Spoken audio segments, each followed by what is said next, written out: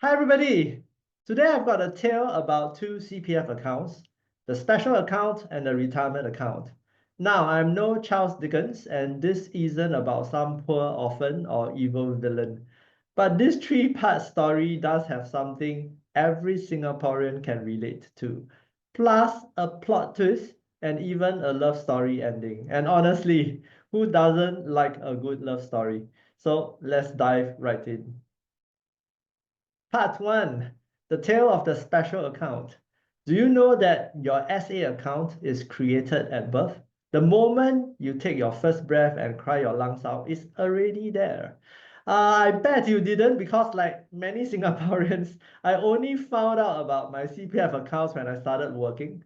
And of course, the ordinary account always steals the limelight because most of your money goes in there and you use it for big ticket items like your house, your kids' education, or investment. The essay, on the other hand, hides in the background and nobody notices it. It was designed with one aim and one aim only, which is to make you save enough money during your working years so that you don't run out during retirement. But when you have just started working with your whole life ahead of you, retirement is the last thing in your mind. At least that was how it was for me. But there are always a few among us, the astute fellas, who will look at this quiet SA account hiding in the corner and go, wait a minute, SA is capital guaranteed, zero volatility, and the 4% per annum return beats almost every AAA rated long-term bond in the market. Where to find, man?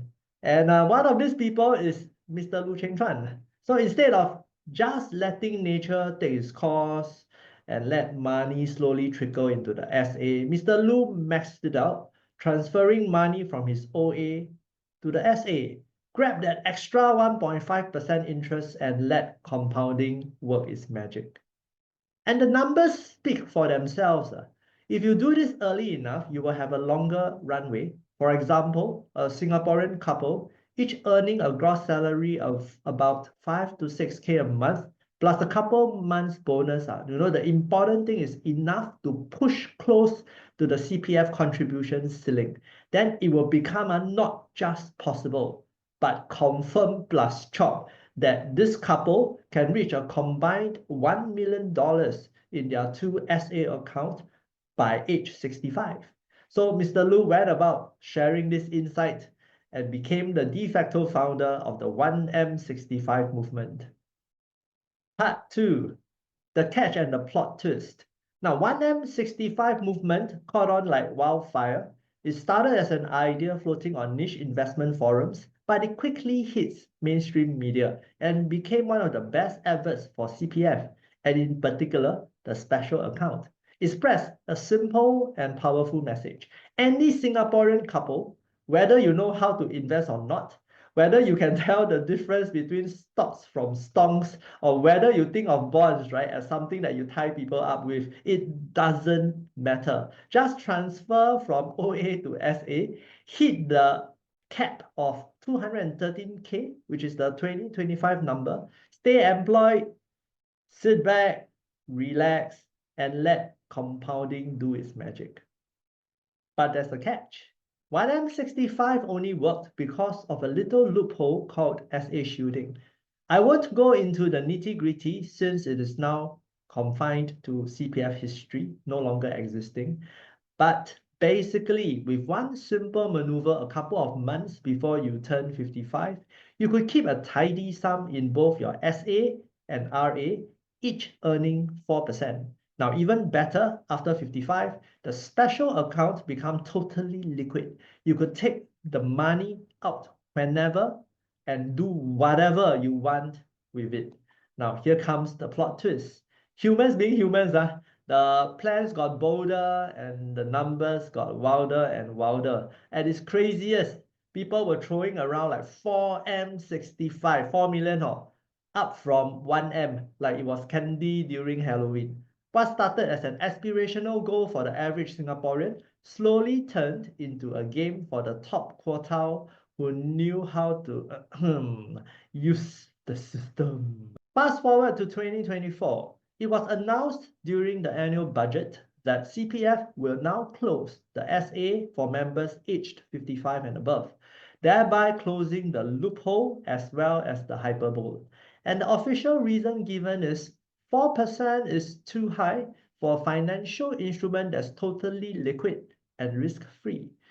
And you know what? That's absolutely true. Much as I curse myself for being born a few years too late to enjoy some of this, I also know that the SA loophole is too good to be true and not aligned with market. It is just not sustainable in the long run. Part 3, the tail of the RA. So where does this leave us? As of now, after 55, we are left with the ever-present OA and the newly created RA, retirement account. Now, everything was done correctly and by the book, and yet it feels a little bit strange. Now, why do I say that? Now, 3 main reasons. Number 1, the timing is strange.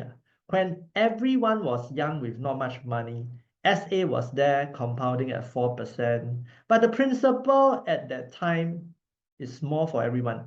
So the effect is limited. And just when we earn more, money has snowballed to a sizable amount, suddenly the SA with the 4% is now closed, and we are now left with OA and 2.5%. So not the best timing, and it is safe to say that it would have been better the other way around. And the second strange thing is the sequence of risk. Now, before 55, the money in SA is ring-fenced from the rest, and CPF board sort of goes like, hey, people, this money is for retirement one haul. Don't take unnecessary risk with it. And they actually placed quite a bit of restriction on it. For this video, I actually took a look at the approved list of funds that you can invest with SA. And it has stayed like the same for the past 20 years when I first look at it. So it's mostly fixed income, balanced funds, and the most aggressive that you're going to see are the multi-asset funds from well-known global fund managers. But then, come age 55, suddenly all the guardrails are off. What used to be a carefully curated list of funds from reputable global fund managers turns into a free-for-all. Just scroll through Facebook for a bit, and you'll see a ton of sponsored ads from companies ABC and advisors CDE, all promising to help you do XYZ with your CPF funds. Quite a big change from your Fidelity, Amundi, Franklin Templeton. This is not coherent with the earlier conservative approach, and it is not really following the best retirement practices. Number 3, at the same time when the SA is closed off for those aged 55 and above, CPF announced an increase in the ERS ceiling from 300 over to 400 over 1,000. The response to this is one of the strangest that I've seen. You will see a number of YouTube videos going like, wow, $3,300 a month. Wow, 6 to 7% return on principal for life. And then afterwards, they will say, I will settle for FRS. So very mixed response and comes with a lot of caveats and conditions attached. Now, in its current form, the RA basically serves as a ring-fenced piggy bank to fund the premium for the CPF Life annuity program. I say again, this annuity program is the best in class. Nothing else in the market even comes close. So I can understand the excitement behind it. But as I've shared in my previous video, annuities have limitations and may not suit everyone. Me and my wife are 2 of them. So how leh? What can CPF do to recapture that 1M65 magic and get people to rah-rah behind the RA account? Sorry, cannot resist. So here's my love story ending. Find a partner for RA law. Marry the features of RA with SA and live happily ever after. But what do I mean? In addition to the annuity mechanics, right? Perhaps offer an option that works like a single premium endowment plan, which is the closest thing I can think of to what the SA was doing. These endowment plans lock in a certain principal for a predetermined period of time in exchange for a guaranteed return, allowing members to pledge an amount that will match their own needs and timing. Unlike annuities, these plans typically come with a surrender value, which therefore provides liquidity. Yes, I know there are already endowment plans in the market, but hear me out. A CPF administered system would have three big advantages. Number one, lower cost. Private endowment plans often come with hefty sales charges. You talk to private bankers or financial advisor friends, you will know what I mean.